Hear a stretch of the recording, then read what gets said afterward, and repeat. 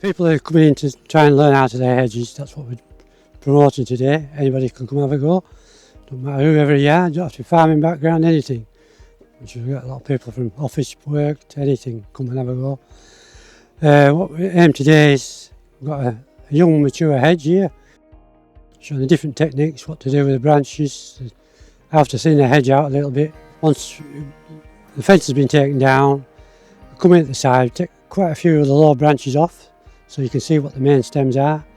We take the old stems off what are laying down on the floor, they all come out. A lot of people are quite surprised on how much we take out of the hedge.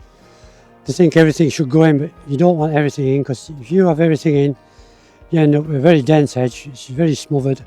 There's not very little light getting to it, so you don't get very good regrowth out the bottom. That's why we take quite a bit out of it to let the light in. So we're still keeping plenty of the sides, but we don't want too much in the middle.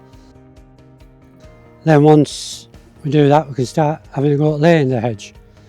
So you've got your main stems, which are all straight verticals going up.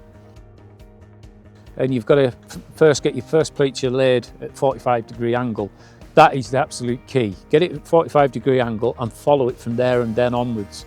You know, you've got to get the next one to follow in line. You can find when you put too much in, you've always got to stand back at your hedge and look, and you can see, well, I've got too much in there, so I'll cut 2 or 3 out, and then it looks the same from the start to the finish.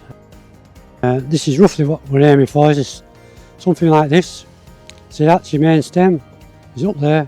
We'll come in with axe, we'll chop down at 45, just put a nice little split in it, opens it up. So that would be in the ground where my hand is. That's your stem with all the branchwood on, which would drop down nicely onto the hedge. We'll try and keep 45-ish, somewhere roughly. We don't want it flat on the floor really, we want a slight angle. That will encourage the sap to go upwards to make it a nice new hedge. But once we've cut that, we cut these off, which we call the heel, or the pleach as somebody calls it. That's the pleach, that's the heel. The heel is cut off at an angle, roughly on a slope, so the water runs off, and this is where we'll get all our new growth from a nice square bit cut off. So then we're going to get all our new regrowth will come from this stem, which we should get 2 to 3 new shoots will come up through the middle of the hedge, which fills the hedge out, and is there for, which is repeating the cycle again for the next process. When you've laid a hedge, you get multiple growth off that heel. So you'll end up with 2, 3, 4, possibly even 5.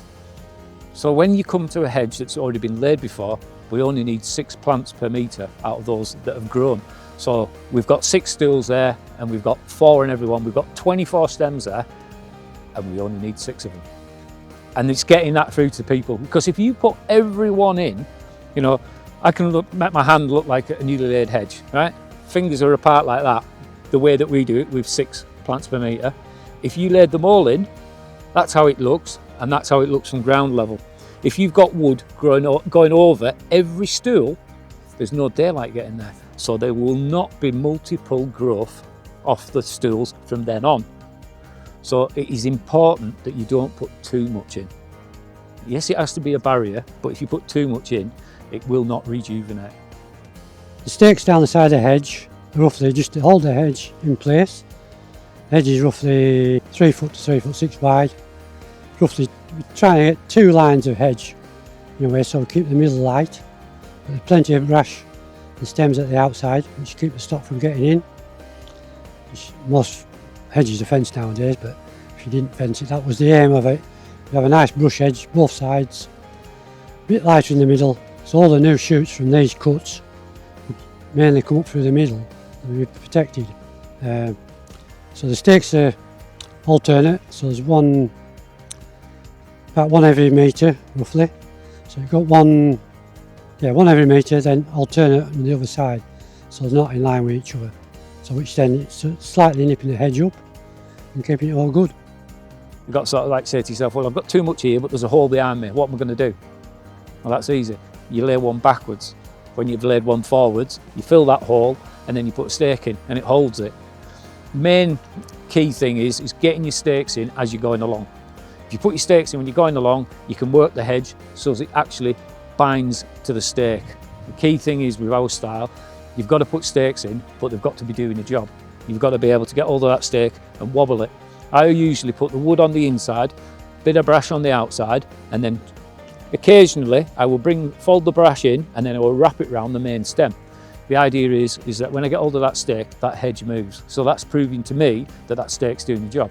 And same on the opposite side. I like a hole down the middle. You should be able to get, what, a lamb down the middle? Just, you know, like 6-8 week old lamb should be able to run right down the middle. Because this style is supposed to be fenced both sides. The regrowth comes through the middle, not on the outside edges. The outside edges needs all that brash on with those prickly thorns to keep the stock back. So bearing that in mind, keep that fenced with the brash to the outer edges and let the middle be hollow. It's like a tree, you know, you go and copy some wood. You take the middle out of the wood, don't you? And you keep the outside perimeter fenced with trees. You put some new saplings in there, what are they going to do? They're going to fight for that light.